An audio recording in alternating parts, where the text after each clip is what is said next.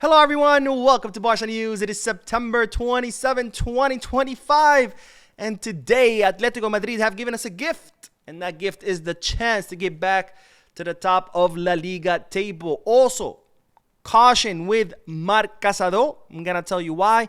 And finally, a Polish legend calling for the firing of Hansi Flick. We have a lot to discuss, so let's begin.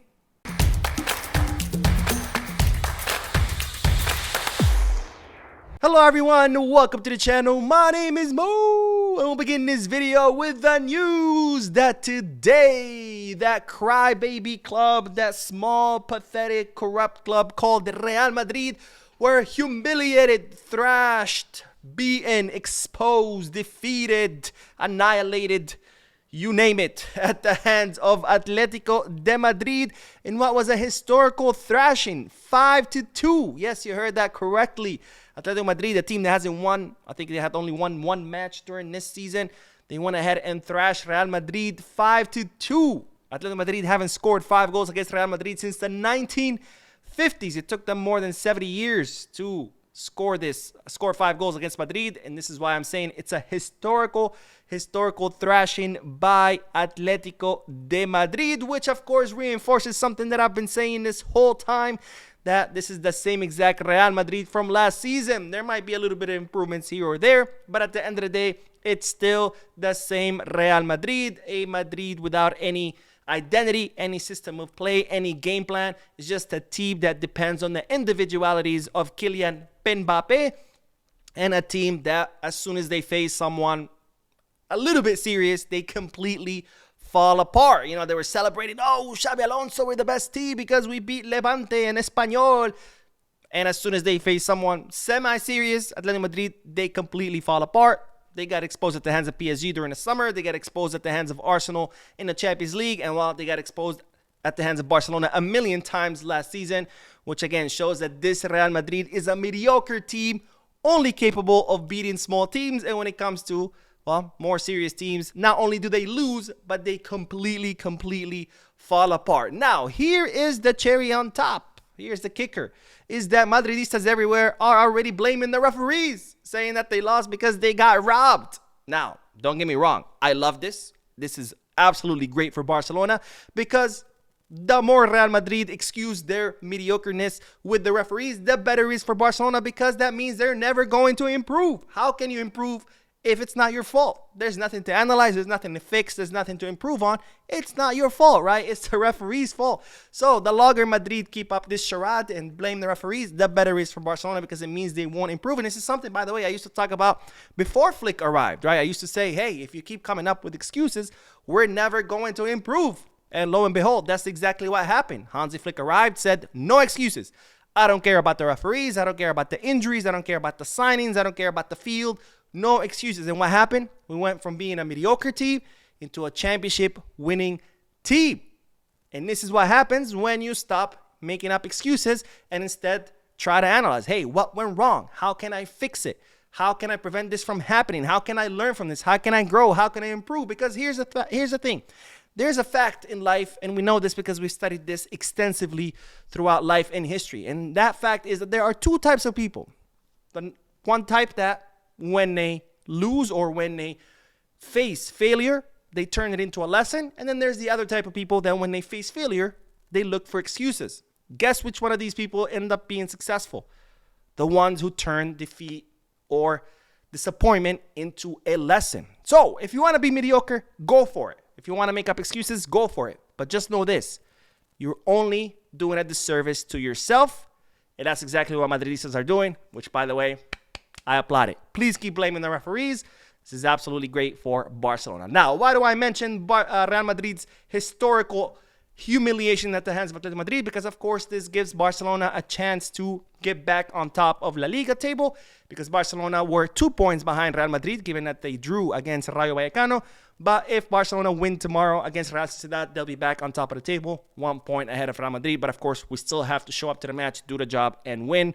It's not over. Now, speaking of the match against Real Sociedad tomorrow, of course, we do have to talk about the pre-match press conference, because Hansi Flick discussed several topics. It started with Joan Garcia, because as you know, Joan Garcia underwent surgery on his meniscus in his left knee, and as such, he will be out for 4 to 6 weeks. And Hansi Flick was asked about this, and this is what the German coach had to say. It's not nice to have Joan Garcia out. He was doing well. He got injured in the last game against Oviedo, but these things happen.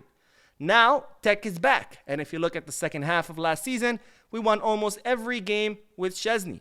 He was there, and we won 3 titles with him. He's a great goalkeeper, a great person, and I have no doubts about him. So Hansi Flick saying, no worry, guys, we got Tech. Tech was amazing last season. He's going to be amazing this season as well, which is something I talked about, a little bit during the podcast. I said, look, the loss of Joan Garcia obviously is a big one. He is our starting goalkeeper. He was looking absolutely amazing.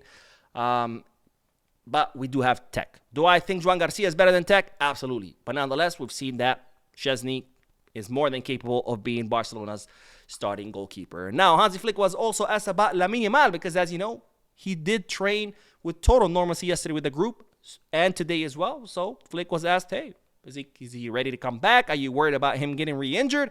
And this is what Flick had to say. I don't have that feeling. Talking about, the possibility of relapse.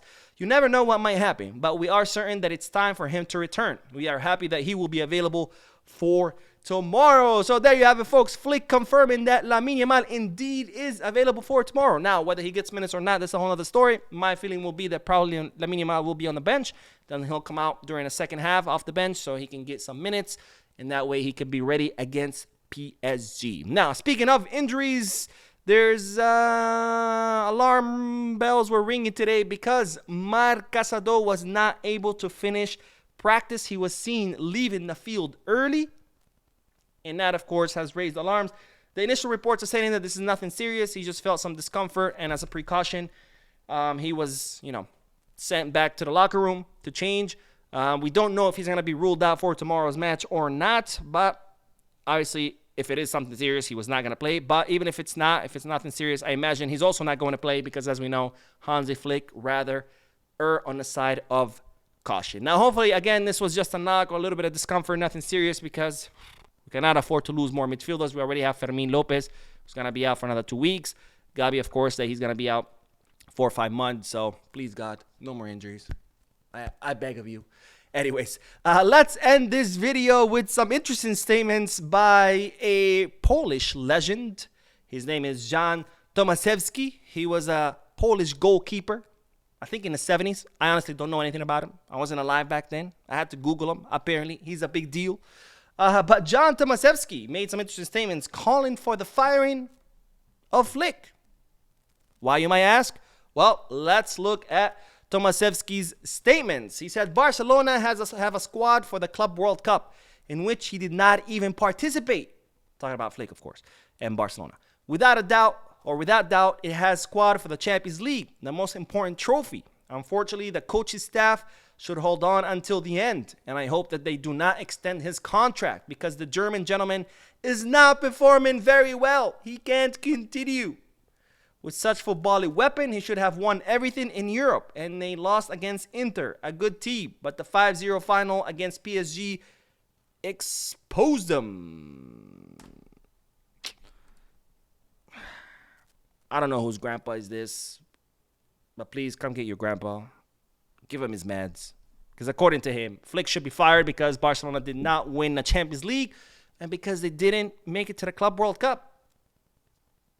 Did someone tell him that we won La Liga, the Copa del Rey, the Spanish Super Cup, and we made it to the semifinals of the Champions League in Flick's first season? As far as the Club World Cup, that was based on Barcelona's last 4 seasons in the Champions League. If you don't know, Flick was not there for all of those 4 seasons. But anyways, apparently, if you don't win the Champions League, you have to be fired. Anyways, that is all for this video. We'll be uploading another video in a few moments, so stay tuned to the channel. Don't forget to hit the like button, subscribe to the channel, drop a comment. And as always, Visca Barça.